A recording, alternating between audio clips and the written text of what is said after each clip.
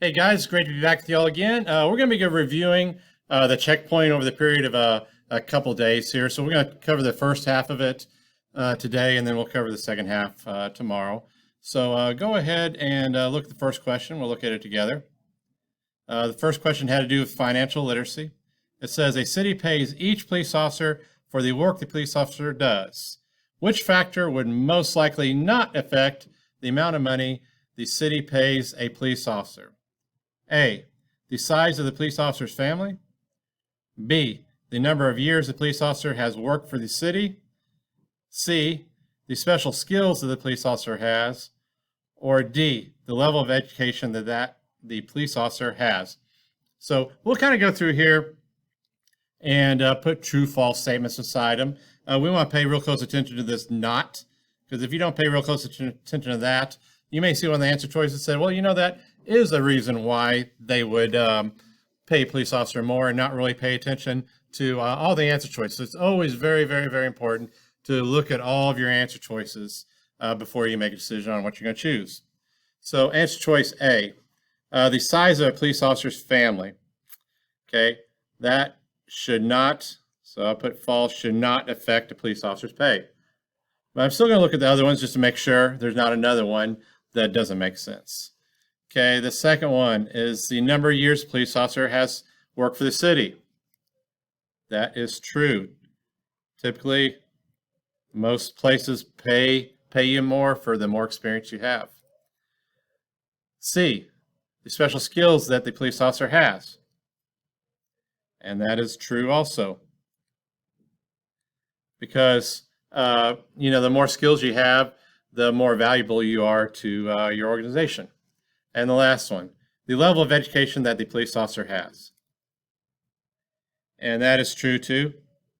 Typically, most businesses are going to pay you more for the more degrees that you have.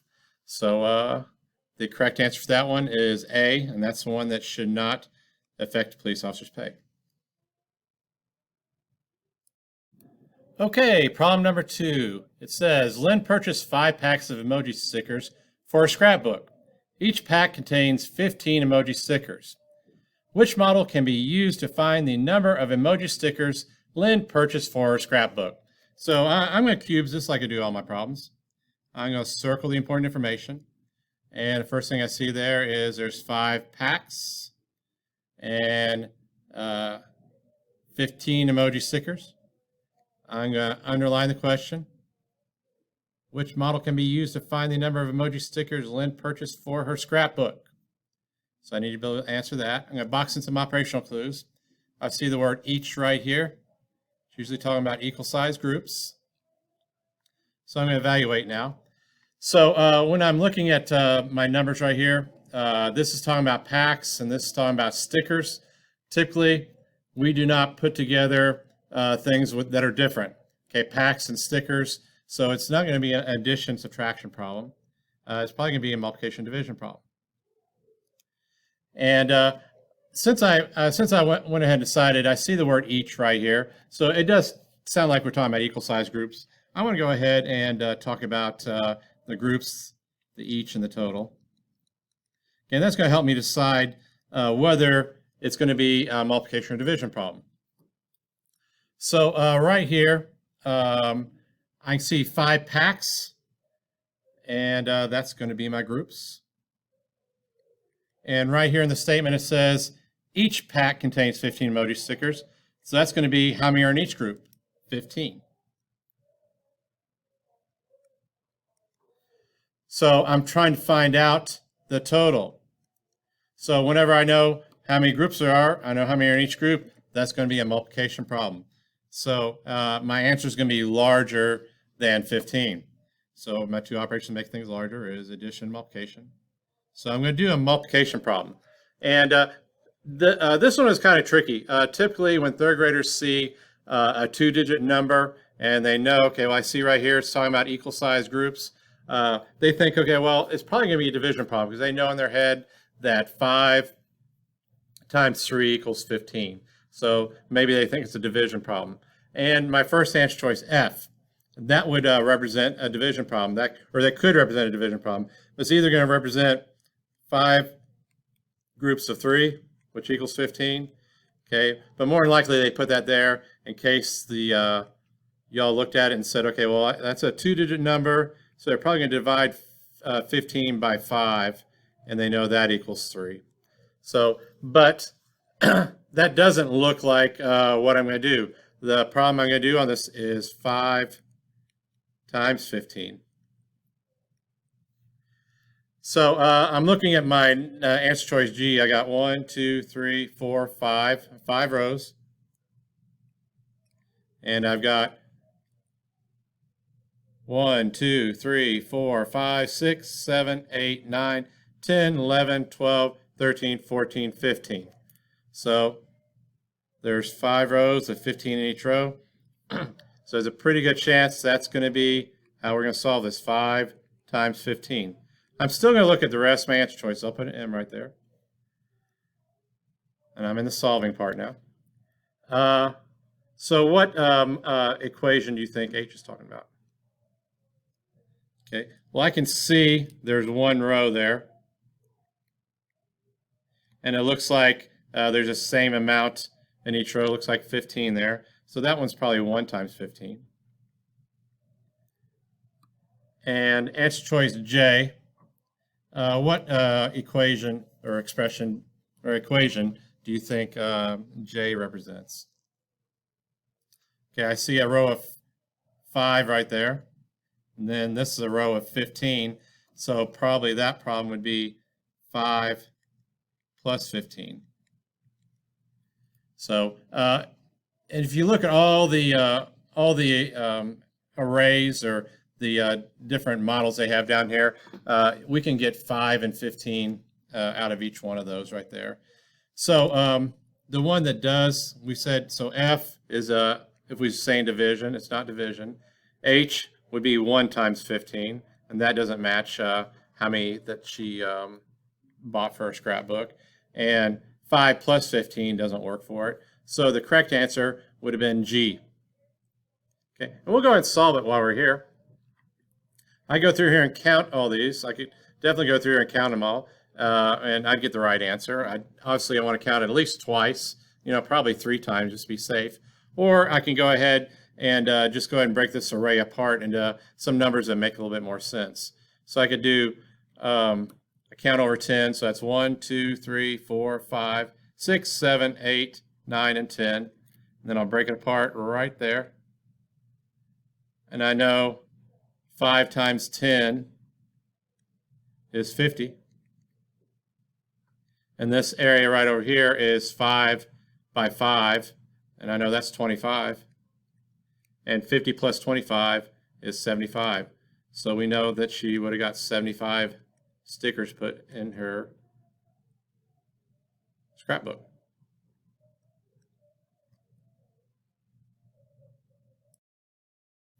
Okay, follow along as I read. Problem number 3. Farmers in a town grew more corn this year than last year. Which statement best describes how this will affect the price that people pay for corn this year? Answer choice A. The price will be lower than last year's price because there's more corn available to buy. B. The price will be higher than last year's price because there's less corn available to buy. C. The price will be lower than last year's price because there's less corn available to buy. And D. The price will be higher than last year's price because there's more corn available to buy. And all those statements sound very pretty familiar. Sound similar. Not familiar, but similar. So I'm going to kind of break this down. I'm going to use some process elimination on this. I'm going to look at the question, and the main thing in the question is we know there's more corn. So I'm going to eliminate some answer choices based on that. Okay, right here, it's talking about how much corn there is, and it says more corn. That matches what it says right there. So that looks good. Right here it says less corn. That does not match. Put a red dot on that. Less corn. That doesn't match. I'm going to put a red dot on that. And right here it says more corn. So that does match. So I'm going to automatically eliminate B and C. So I'm only looking at two answer choices. It's either the price will be lower than last year's price or the price will be higher than last year's price. And this is a supply and demand type question. And I know when supply goes up, that makes the price go down, and vice versa. When the supply goes down, that drives the price up, okay, because there's less available. In this case, there's more, so that means the supply went up, and that's going to drive the price down. So answer choice A, the price will be lower. That looks right. It looks like that matches my supply and demand right there. And down here, the price will be higher. And that just, it doesn't work that way. The more there is available of something, that drives the price down. So our correct answer on this one would be answer choice A. Okay, follow along as I read. The pictograph shows the number of pancakes served for breakfast, lunch, and dinner at a restaurant. So we got a pictograph right here, with stacks of pancakes for breakfast, lunch, and dinner. And then we have the key right here that tells what each stack of pancake represents. So the question is, what is the difference between the number of pancakes that were served for breakfast and the combined number of pancakes that were served for lunch and dinner? So I'm going to cube this. I don't have my, but I'm going to add it in real quick. So CUBES. So I'm going to circle the important information. The pictograph is going to be important. So I'm going to use that. I'm also going to go ahead, whenever I have a key, I call exploding it. I like to explode the key. And it's talking about breakfast, lunch, and dinner. So we're going to need all the information in the table to answer this question. Underline the question. The question is down here. What is the difference between the number of pancakes that were served for breakfast and the combined number of pancakes that are served for lunch and dinner? So I'm boxing some operational clues. Difference. That's a key word for subtraction. Combined. That's a key word for addition. And a lot of times when I see the word and, that's another kind of key that I need to add those numbers together. So I'm going to evaluate. Okay, I see the word difference. I see the word combined. All my labels, we're talking about pancakes. So everything we're talking about is talking about pancakes. So typically, those sound like addition subtraction problems. So I'm going to go ahead and solve.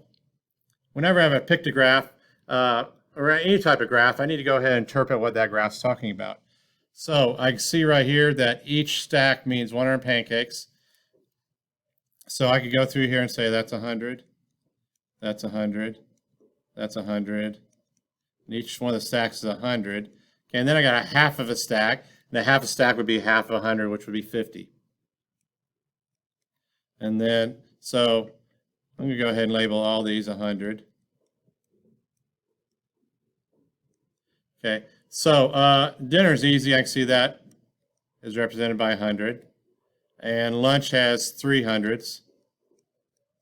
And breakfast is the largest. It has 1, 2, 3, 4, 5, 550. Okay, I could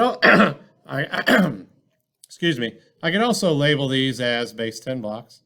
I could say that's 100. Whoop. I erased my 100 right there. Okay, and I'm basically doing a pictorial model. So each one of those stacks would represent 100, and this would be, oh, that one didn't show up there. So that's 5, 1, 2, 3, 4, 5 rods.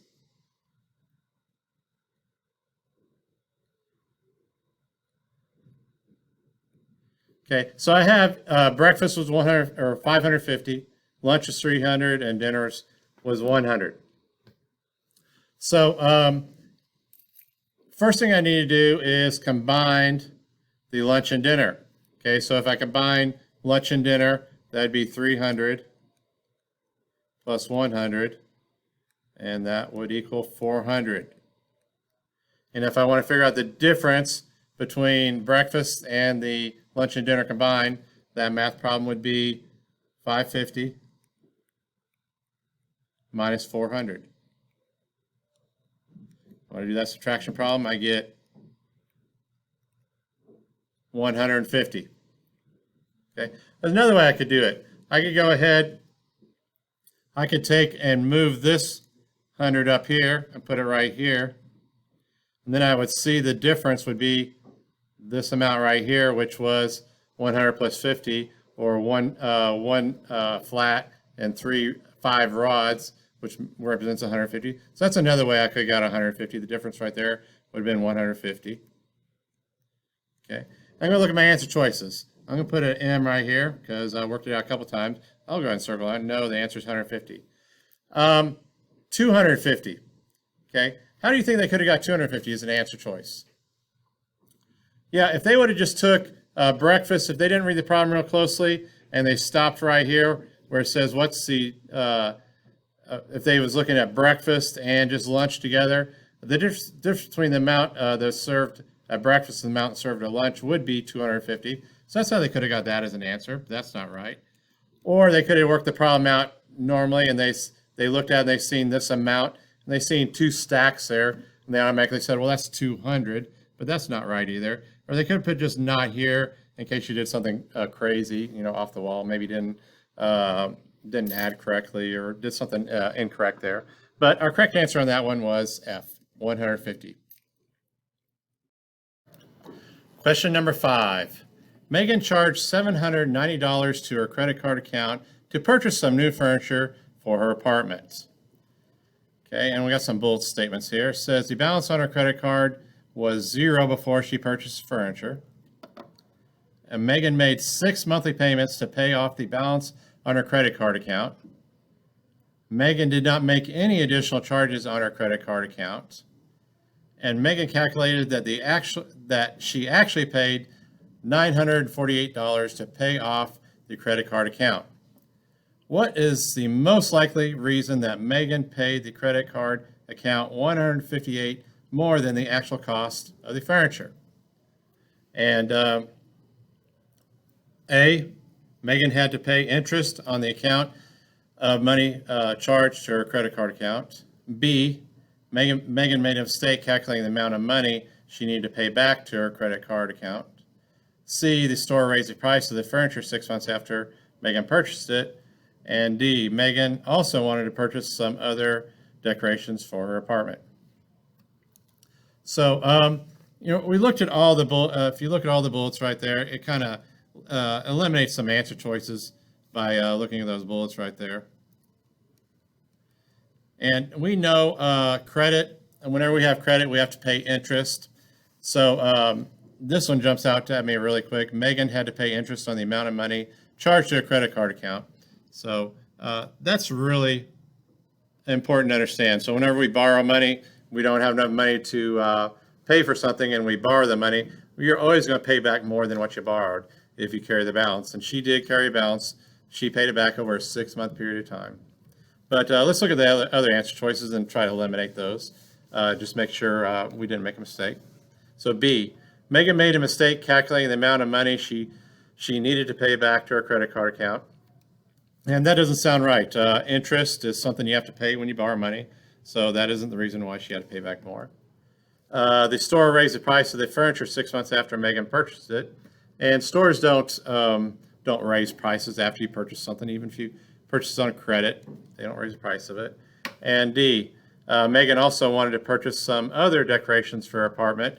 And right up here it says Megan did not make any additional charges on the credit card account. So D would be incorrect also.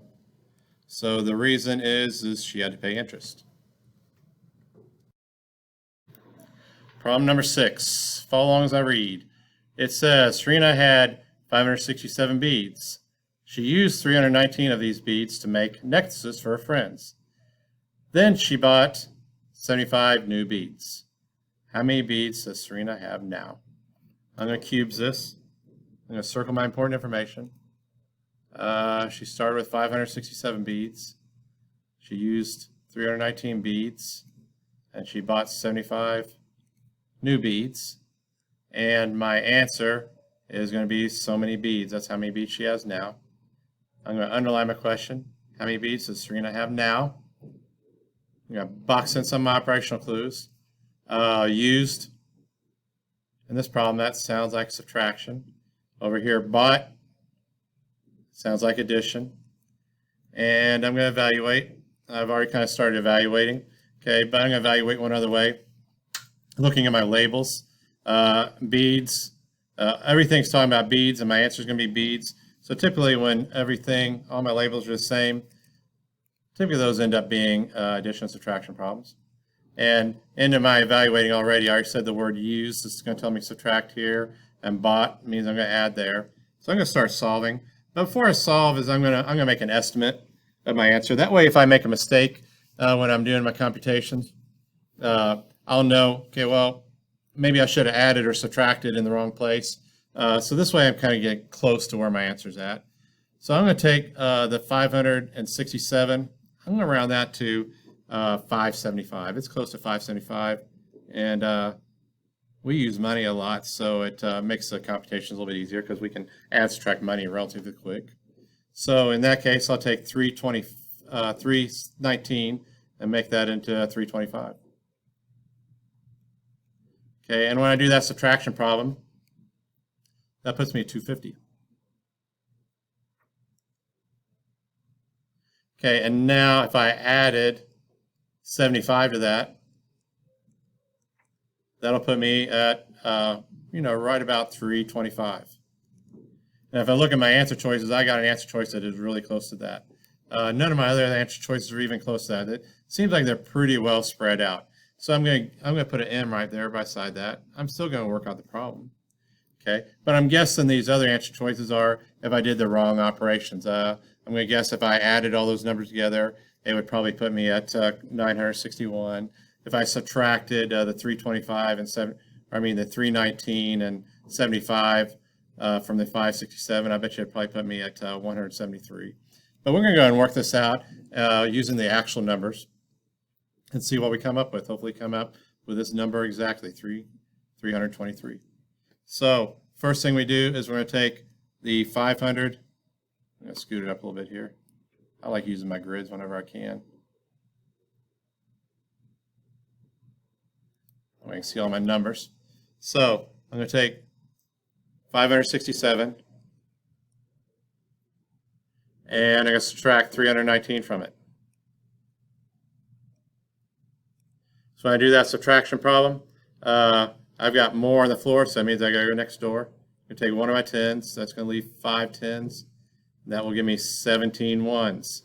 And then 9 from 17, I like to count up. That's 9, 10, 11, 12, 13, 14, 15, 16, 17. That's 8. And then 1 from 5 is 4. And 3 from 5 is 2. And you can see that put me really close to my estimate right there of 250, 248. So that's really, really close. Okay, next I'm going to do is I'm going to add the 75 that she bought. So plus 75. Do addition problem right here. So 5 plus 8 is 13. I'm going to carry my 1. Then 7 plus 4 plus 1 is 12. I carry my 1. And then 1 plus 2 is 3. So she ended up with 323. And that matches really close to what my estimate was. So that means that she has 323 beads left after making necklaces for her friends and buying some more. Okay, problem number 7. Follow along as I read. There are 25 people in a library. Some people left the library and went home. Then there were 13 people remaining in the library. Which number line represents one way to determine the number of people who left the library? So I'm going to go ahead and circle the important things here. So start off with 25 people. Some people left the library. And then there were 13 people remaining. And what we're trying to find out is determine the number of people who left the library. So if I was doing that problem, or we are doing that problem, I'm going to scoot over just a little bit so I get a little bit more room to work. So basically that would be 25 minus something equals 13. So that's basically the problem I'm working with, and I'm trying to figure out this something right here, what goes right there. And it's a subtraction problem that I'm, because people left the library. And if I look at my answer choices really quick, the first answer choice right there, this looks like they probably did 25 plus 13. So it started at 25, and then they added 13 to it. And that does not look like a way I would want to solve this problem. This one right here looks like they did 13 plus 12 equals 25. And I think that's in the same fact family as the one I'm working on, but it doesn't really represent the problem well to me. This number line just has 13 on it, just represents 13. So I don't think I'm going to use this one or this one. But the last one does look like a subtraction problem. We start at 25 and then we go back some and we end on 13. So that right there where we stopped at is 13. So this distance right here would be how many people left the library. And I can look at it. And if I jump from 25 to 15, that would have been a jump of 10. And then from there, it looks like you jumped 1, 2 more jumps. So 10 plus 2 equals 12. So I think the number of people who left the library was 12. Okay, or I could have just did 25.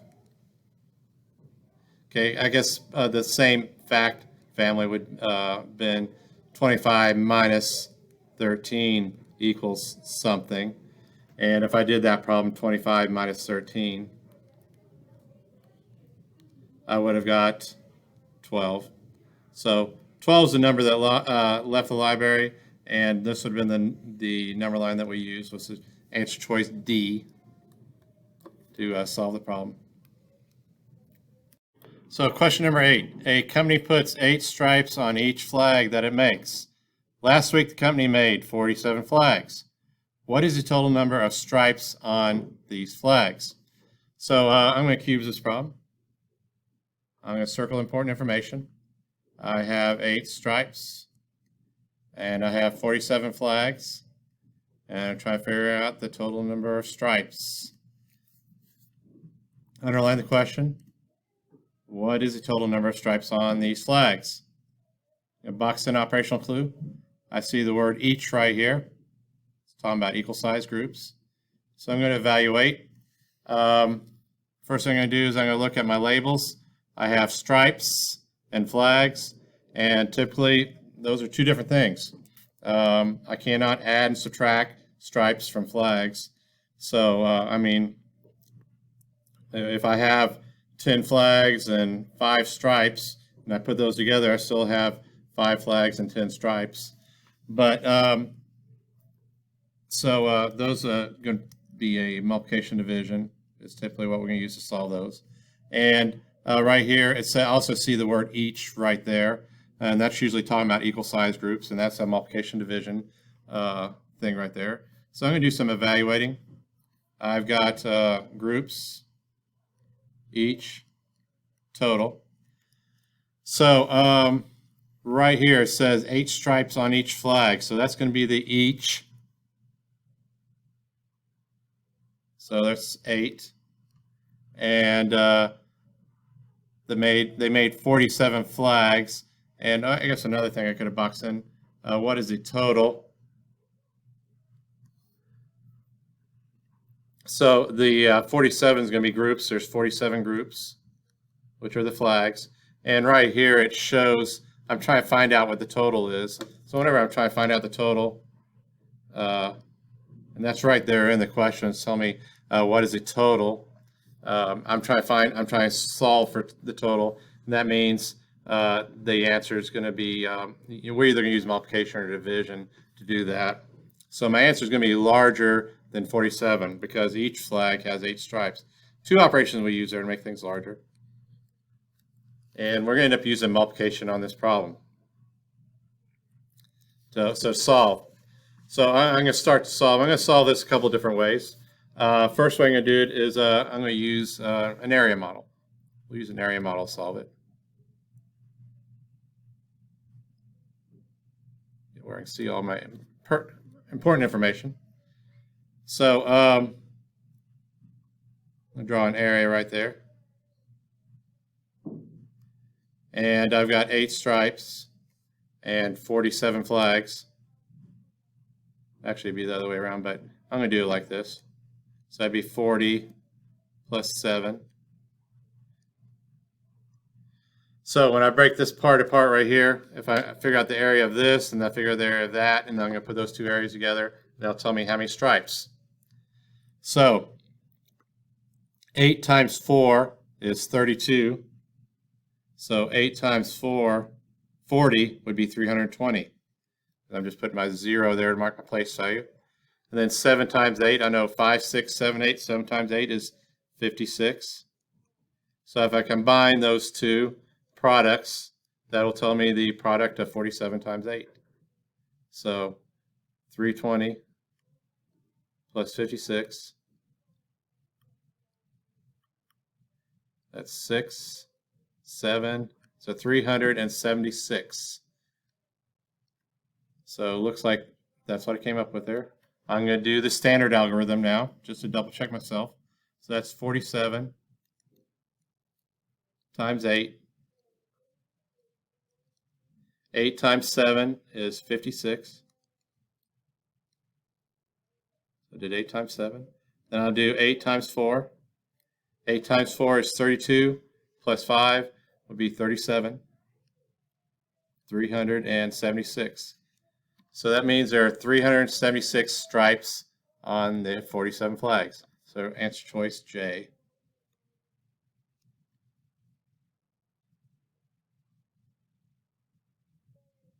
Okay, I'll look at some of my answer choices here. Answer choice F.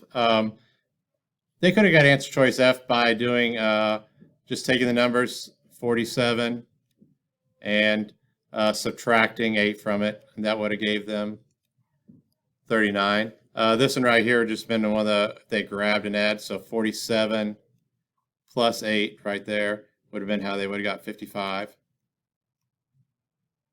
So these are 2 ways by if they would have subtracted, that's what they would have got.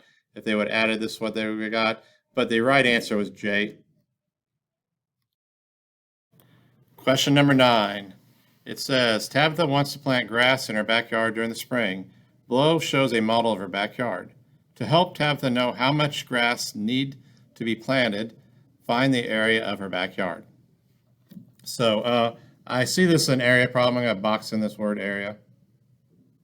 Okay. Whenever I see the word area, automatically think area is equal to length times width. Okay, so this is going to be an area problem. Another thing, whenever I'm thinking about area, it's always going to be square units. And these units are going to be meters, so it's going to be square meters to solve this. So the way we teach to do these type problems is go ahead and, since it's not a rectangle, we're going to break it down into 2 different rectangles, calculate the area of each rectangle, and then what we will do is add those 2 areas together to come up with the total area of Tabitha's backyard. So figure out the area of the rectangle number 1. Okay, that would be 6 times 6 because the length is 6 and the area is width. The length is 6 and the width is 6. And it should be a square. It didn't really work out that way, did it? But 6 times 6 is 36. So the first rectangle is 36 square meters. And the next rectangle, rectangle number 2, is 10 times 8 That's an easy one. That's 80. And if I want to calculate the total area, I'd add those two together. That is 6. And then 8 plus 3 is 11. So that'd be 116 square meters of grass that you would need. So I'm going to put an M right there. I'm going to show you one other way of doing it. Okay, I could go ahead and just make one rectangle out of it, one big rectangle, and the area of that rectangle, or the length of it would be 10 and the width would be 14. So if I did 10 times 14, that equals 140. And then all I'd have to do is subtract this rectangle that I added in there. And that rectangle is 4 times 6, and that equals 24. And then I could subtract 24 from 140. I cannot take 4 from 0, so I'm going to regroup. 4 from 10 is 6. 2 from 3 is 1. And then just bring that one down, and you get 160 square meters. Some of our other answer choices right there. Go ahead and circle that. Okay. You can see answer choice B would have been if I went ahead and calculated made that entire rectangle right there. And that'd always be a good estimate if you're buying stuff, but we want the exact amount. And I'm going to guess the other ones might be a sum of adding all the sides. So if you didn't really pay attention and maybe just try and figure out the perimeter, we'll work that out real quick and see what we come up with. So that'd be 14 plus 10 plus 8 plus 4 plus 6 plus 6. So that's 14, 10, 8, 4, 6, and 6. Let's see what we come up with here. Well, I've got 2 6s and 2 4s. That's going to be 20. And that would be 28. Carry my 2. And then 2 plus 1 is 4. End up with 48. So 48 is the perimeter. If you calculate in perimeter, you would came up with 48. You would have got that answer choice, but they put that in there as a distractor. And I'm not exactly sure how they came up with 84. Maybe if you doubled it. No, that wouldn't be doubling it. But C is the correct answer.